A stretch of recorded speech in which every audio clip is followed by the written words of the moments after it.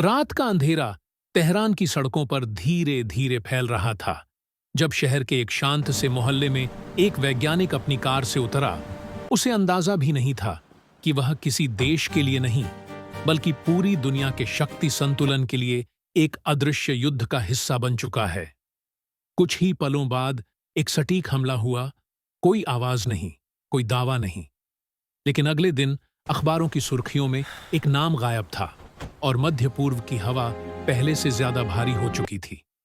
अगर इस शुरुआती सन्नाटे ने आपको सोचने पर मजबूर किया हो कि पर्दे के पीछे क्या क्या चल रहा है, तो इस चैनल को सब्सक्राइब करके इस अदृश्य कहानी की आगे की परतों के साथ जुड़े रहना शायद आपको एक नई समझ दे सके।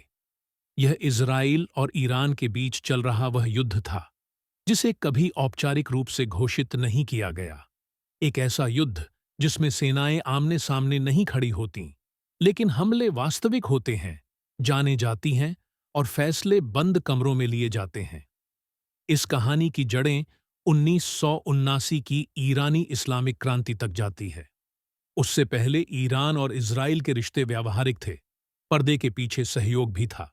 लेकिन क्रांति के बाद ईरान की नई सरकार ने इजराइल को अवैध राष्ट्र घोषित कर दिया। तेहरान की सड़कों पर इजराइल विरोधी नारे गूंजने लगे और उसी क्षण यह टकराव वैचारिक बन गया। इजराइल के लिए यह केवल विचारधारा का मामला नहीं था।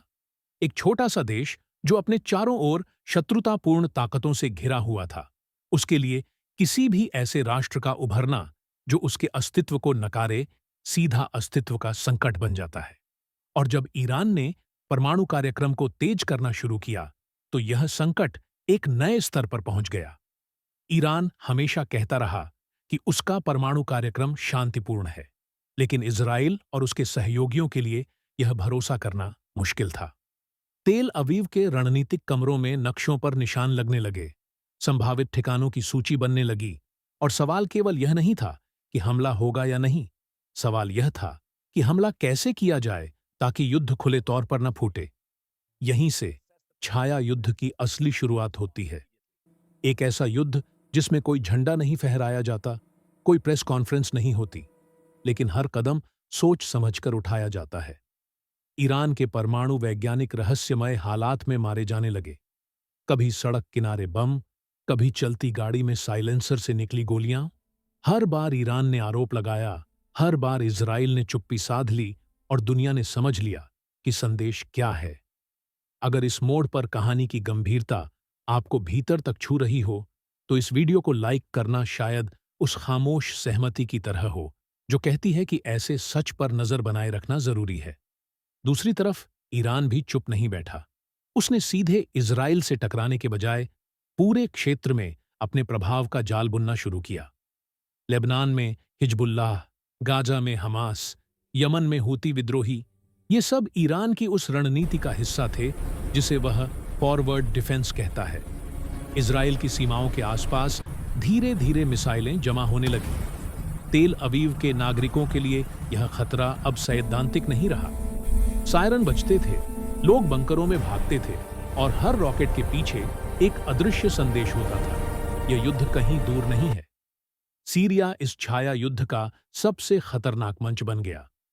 गृह युद्ध से तबाह देश में ईरान ने अपने सैन्य ठिकाने बनाना शुरू किया, हथियारों के काफिले भेजे, और इजराइल ने इन्हें रोकने के लिए सैकड़ों हवाई हमले किए। अक्सर रात के अंधेरे में बिना किसी आधिकारिक पुष्टि के आसमान में विस्फोट होते और अगली सुबह सैटेलाइट तस्वीरें कहानी खुद बयां कर देती।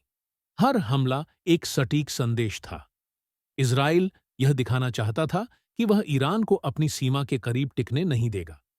ईरान यह साबित करना चाहता था कि वह पीछे हटने वाला नहीं है।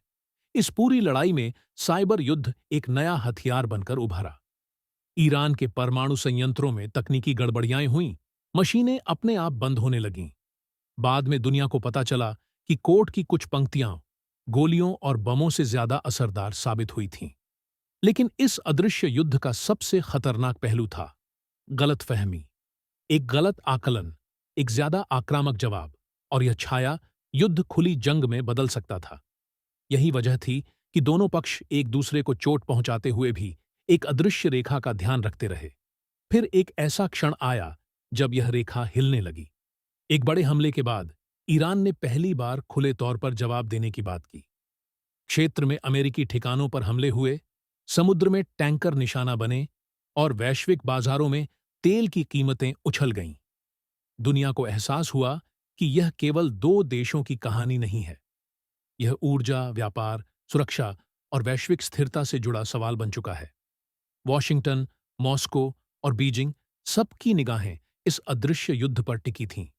आज भी यह संघर्ष जारी है, कभी तेज, कभी धीमा, कभी खामोश।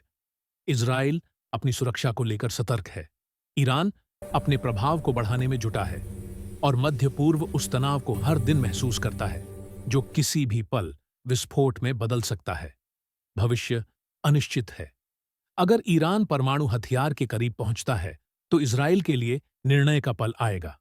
अगर इजराइल कोई बड़ा कदम उठाता है तो ईरान का जवाब क्षेत्र को आग में झोंक सकता है। यह कहानी किसी एक रात, किसी एक हमले या किसी एक नेता तक सीमित नहीं है। यह शक्ति, डर, इतिहास और अस्तित्व की कहानी है। एक ऐसा युद्ध जो आधिकारिक तौर पर मौजूद नहीं है, लेकिन हर सांस के साथ मध्य पूर्व की राजनीति को आकार दे रहा है। अगर इस अंत तक पहुंचते पहुंचते आपके मन में सवाल, आशंकाएं या कोई अपनी राय बन गई हो, तो कमेंट के जरिए उस सोच को साझा करना शायद इस कहानी को और जिंदा बना दे। और शायद यही इस छाया युद्ध की सबसे डरावनी सच्चाई है कि जब गोलियां चलेंगी तब दुनिया कहेगी कि युद्ध शुरू हुआ, लेकिन असल में वह युद्ध वर्षों पहले ही शुरू हो चुका होगा।